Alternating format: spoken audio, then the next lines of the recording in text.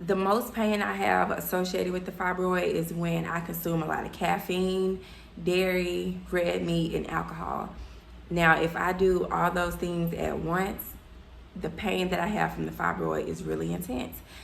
But if I do it in moderation, the pain from the fibroid is moderate. But if I don't do it at all, consume any of those things at all, I don't feel anything.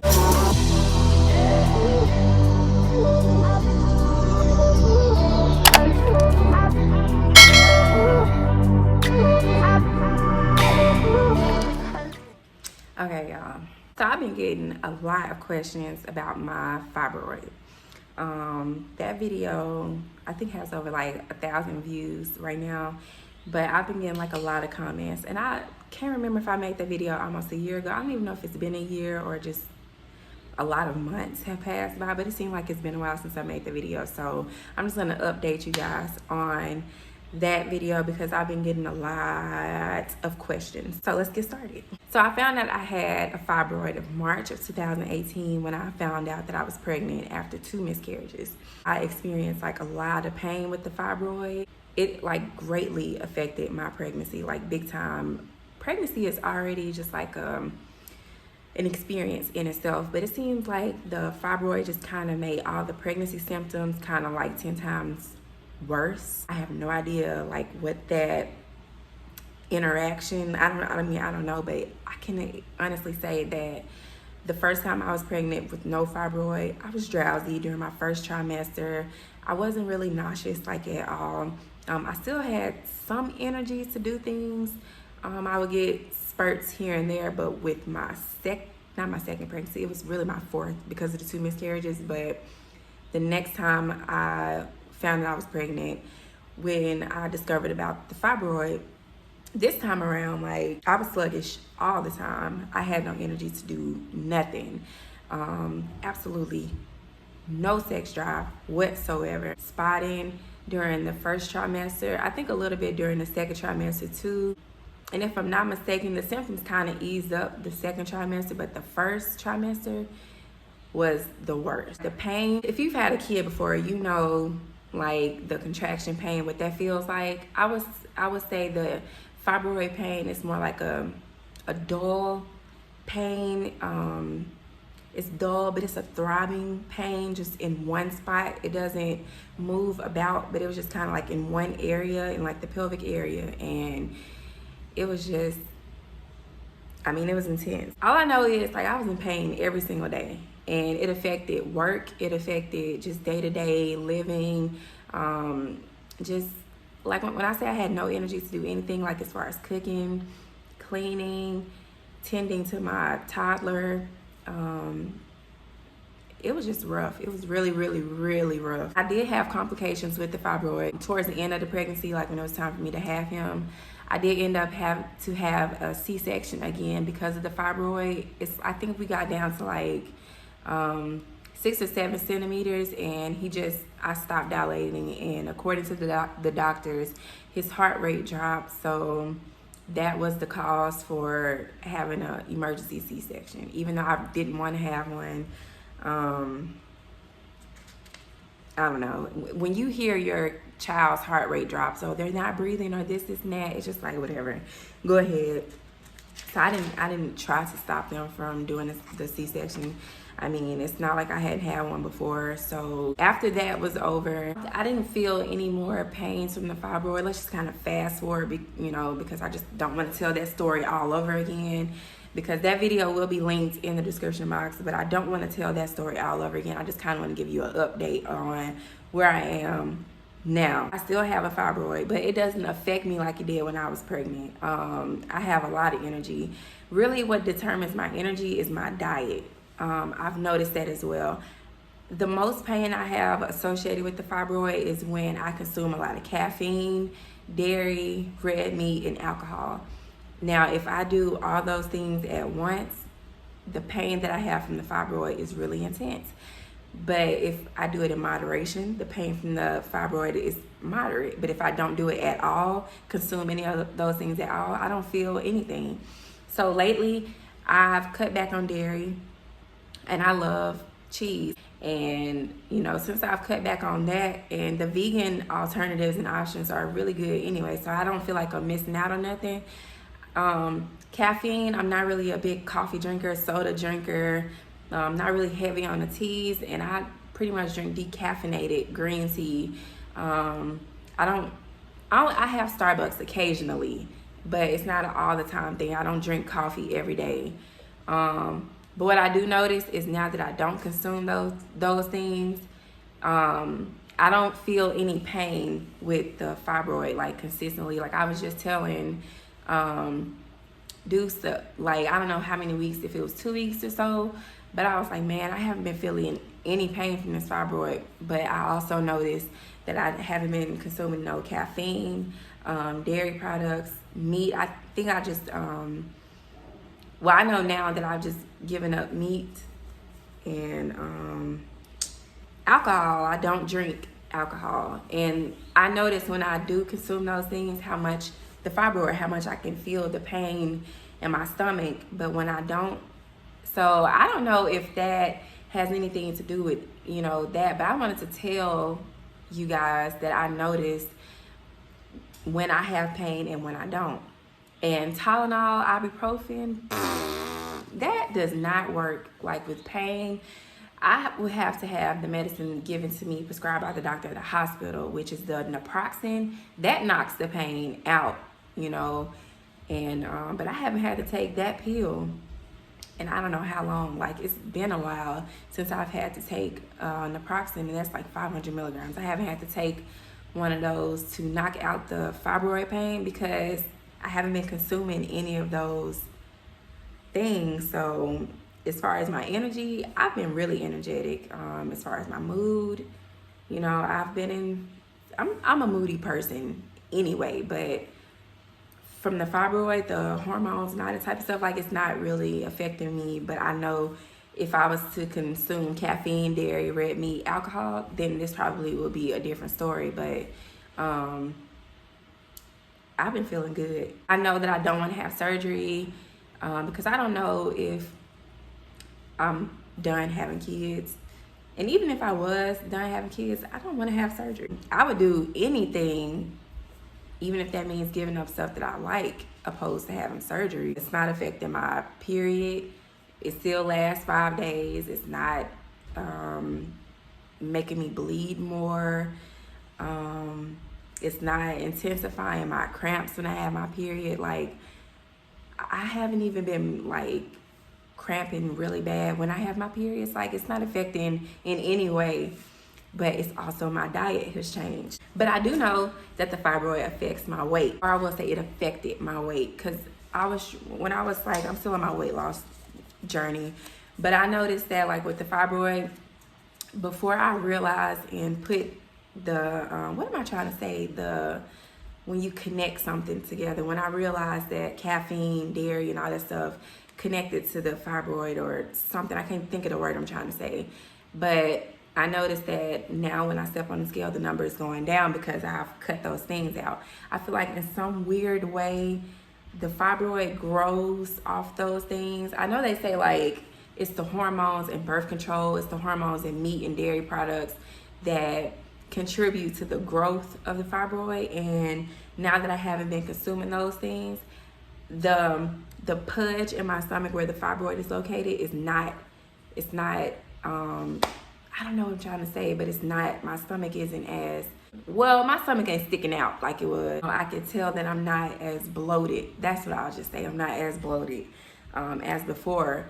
So I don't know, but I feel like those things go hand in hand, and nobody really knows that unless you pay attention. And when you stop consuming things, you can notice that, dang, I feel so much better. So I just wanted to say that because it may help y'all change your diet and see. Like, I know a lot of people say if you take on a vegan diet, that pretty much will solve everything, but it kind of seemed like it.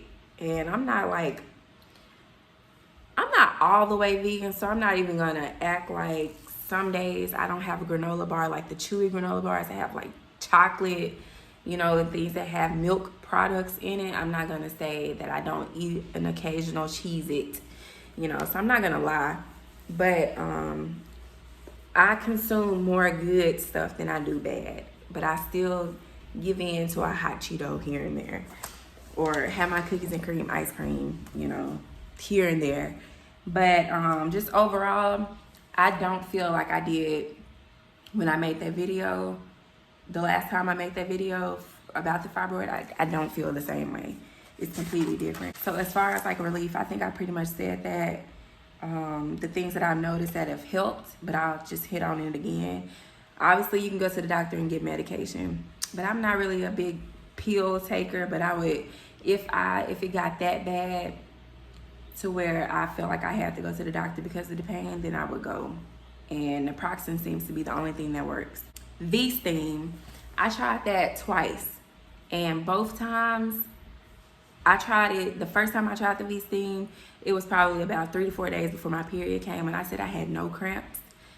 My blood flow was extremely light. I don't think I had a period like that ever in my life where I felt nothing, where the only time I was reminded that I was on my period is when I went to the bathroom. But it was just like, I don't know what that does to the woman's womb or whatever, but more of those. I think I would highly recommend a V-Steam to someone with fibroids or really bad menstrual cramps. Limit your caffeine, limit your dairy, limit your red meat, or just stop consuming those things altogether. Exercise, drink a lot of water, but just do whatever opposed to having surgery, because I'm just not gonna have no surgery. But when I noticed that I cut back on all those things or just completely eliminated them from my diet, I don't feel any pain at all. And that's just kind of like where I'm at with with the fibroid. Once all this stuff blows over, I want to go see, you know, if it's getting smaller, because I feel better.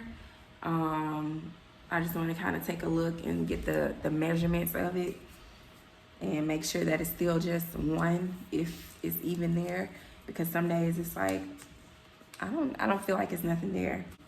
So I got asked a few questions just about advice for fibroids during pregnancy. Limit your stress. And now that I know the things that contribute to the pain, I would definitely say while you're pregnant, I know that we tend to overeat, and we feel like mentally, because there's a baby in our bodies, that we could kind of double down on what we eat.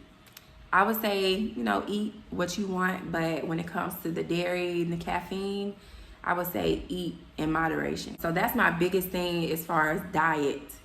When you're pregnant and you know that you have a fibroid, is watch what you eat.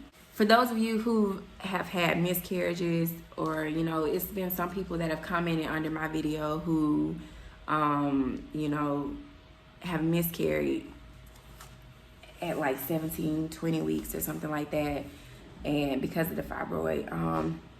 I can't really pinpoint what it is, you know, like, or what kind of tip I can give to prevent a miscarriage, because things can just kind of go either way during the pregnancy, and it's just kind of hard to say what you can do to prevent a miscarriage, other than just kind of keeping a close eye on that fibroid and having a doctor who can really be honest with you about where it's located, and kind of just really keep you informed, opposed to saying things are looking good in there and not really being truthful. You need a doctor that's going to be extremely honest with you, and just kind of, instead of sugarcoating things, because they're the ones who are going to do the x-ray and can tell you what they see with their expert eyes, since they're the ones who are studying, you know, in this, and this is their profession. Only they can really let you know that, you know, this is where the fibroid is located, this is the baby. And that's the only way I can see how that interaction would cause a pregnancy to term, is if the fibroid is located extremely close to the baby and preventing the baby to fully develop and grow like the baby is supposed to. Other than that, my fibroid and the baby were kind of on opposite ends. Even on that picture I showed y'all in my last video, I showed you where the fibroid was and where the baby was, and they weren't like, the baby could still grow and the fibroid was just on its side, you know. But as he gets bigger and as your child gets bigger, so does the fibroid.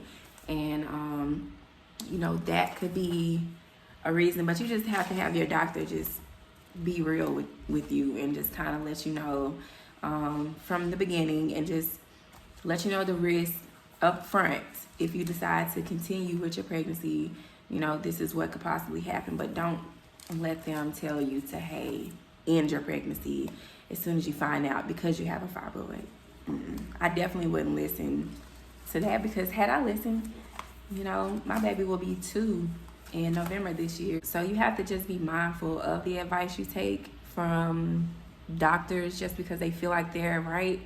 Sometimes what they say isn't always the right thing to do, because they're human too. They can make mistakes. You know, the fibroid could move, you know, things could change inside your body. You know, you never know. But I would highly suggest and recommend that you all watch what you eat. Monitor that dairy and caffeine intake. If not eliminating it from your diet altogether, especially when you're trying to get pregnant and you know you have a fibroid or multiple fibroids, I would definitely eliminate that from my diet altogether. And I've seen no videos on fibroids where people have said that. It's just a lot of people saying they don't know, or they're listening to their doctors, but you gotta listen to your body, and you have to realize at some point the fibroid wasn't always there, and it came from something. What was it? It's something you put in your body contributed to it. Like prior to me finding out, my diet was completely just a mess. Get that diet in order and a lot of things can revert, you know. But if you continue to put bad things in there, you can't expect nothing to change. I think that's pretty much it. I think those were the only questions that I had people ask me. It was just kind of tips on what to do. And like I was saying, you just need someone to just be straightforward with you, especially your doctor. The things that I would have done differently would be change my diet.